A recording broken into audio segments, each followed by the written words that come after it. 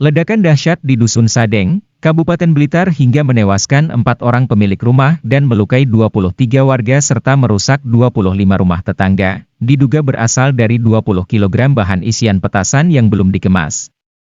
Bahan isian petasan tersebut, diantaranya, kalium klorat, klo, atau potasium klorat, aluminium, dan sulfur atau lazim disebut belerang. 3 jenis bahan tersebut ditemukan oleh tim bahan peledak, Handak, Bidang Laboratorium Forensik, Labfor, Polda Jatim saat melakukan olah tempat kejadian perkara, TKP. Sehari pasca insiden, pada Senin, 20 Februari 2023, kemarin. Kepala Bidang Laboratorium Forensik, Labfor, pihak polisi menduga, insiden ledakan dahsyat tersebut terjadi di tengah proses ketiga orang korban sedang meracik atau memasak bahan isian petasan di dalam area dapur tersebut.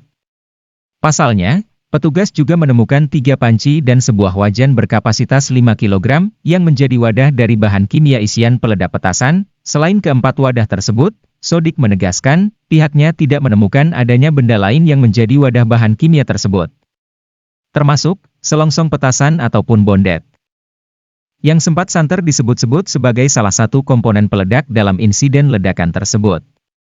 Tak berhenti di situ, selain menemukan 3 bahan kimia peledak, dan 4 benda yang dijadikan wadah kemasan bahan kimia peledak tersebut.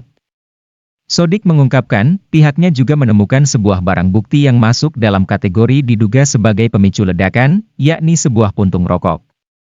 Namun, ia masih mendalami kemungkinan puntung rokok temuan itu menjadi sebab utama atau pemicu dari ledakan musibah tersebut.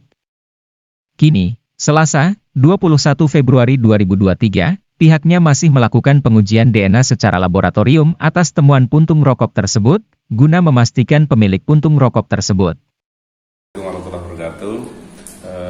Yang pertama, atas petunjuk dan perintah Bapak Kapolda, kami Bitlapor Polda Jatim menurunkan 2 tim untuk kasus yang ledakan di Blitar.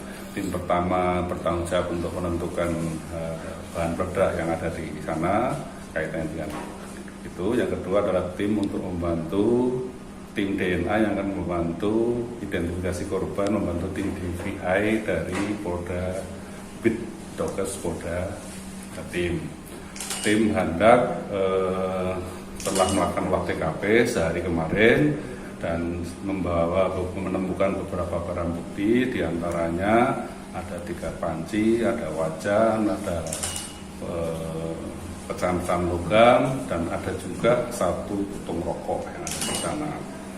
Dari hasil pemeriksaan cepat yang akan dilakukan hari ini, alhamdulillah bisa kita temukan. Yang pertama, di TKP juga ditemukan bahan yang masih asli, hanya bentuk belerang.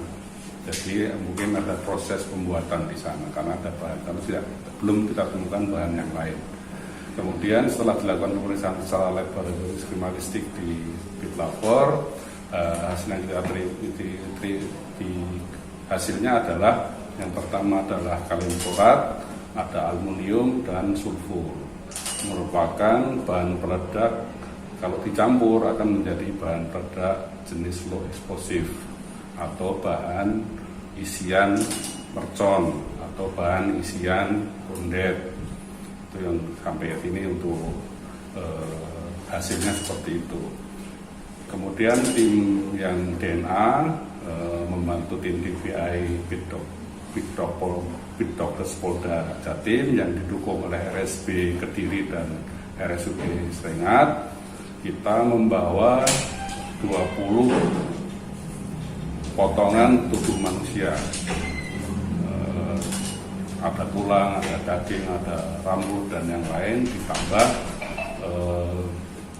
2 darah dari keluarga korban yang untuk menentukan siapa korban satunya, karena di antara 4 yang meninggal di TKP, 3 sudah bisa diidentifikasi, tinggal 1 yang belum diidentifikasi.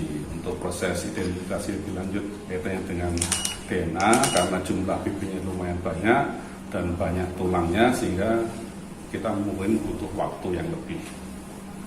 Mungkin himbauannya, karena penanganan low explosive itu lebih susah daripada menangani high explosive. Low explosive itu sangat sensitif terhadap getaran, gesekan, tekanan, bahkan kena air pun bisa meledak sendiri. Bahkan diangkat, jatuh juga bisa meledak sendiri. Memang kita temukan putung rokok di TKP, namun kita masih diidentifikasi secara DNA apakah betul rokok itu milik dari korban. Kami mohon waktu, mudah-mudahan dalam waktu dekat bisa kami berikan hasilnya. Terima kasih. Pak, ini ada air pulsing, tapi itu daya ledaknya seperti apa sih kan caranya? Di TKP kita temukan krater atau pusat ledakan yang diameternya sekitar 2 meter, tepatnya 210 cm, 2,1 kilometer dengan kedalaman sekitar 5,8 cm, setengah meter lebih. Artinya itu memberikan ledakan yang cukup besar, mungkin dari jumlah barangkali. Jumlahnya yang sangat besar. Kita belum bisa memprediksikan, tapi kalau dari BB yang kita temukan ada 3 panci yang ukuran sekitar 5 kilo, kemudian ada wajan yang segitu juga, ya kira-kira isiannya antara 15 sampai 20 kilo bahan yang ada di situ. Bahan redaknya. Tapi masih prediksi ya, karena kita tidak tahu bahwa pastinya, karena semuanya sudah terbakar semua. Dari putung rokok tersebut akan menjadi penyebab utama? Potensi, Mas, masih kita pastikan, karena memang kita akan nggak tahu apakah betul rokoknya korban atau bukan. Nanti kita tes DNA dulu. Bahan peledak itu ditemukan di area yang di dapur? Di dapur bagian belakang. Ya. Cukup ya? Cukup. Dan izin untuk area ledak kreatornya tadi itu radius 2 meter itu ada di mana? Di dapur atau di area mana? Di dapur. Di dapur. Ya.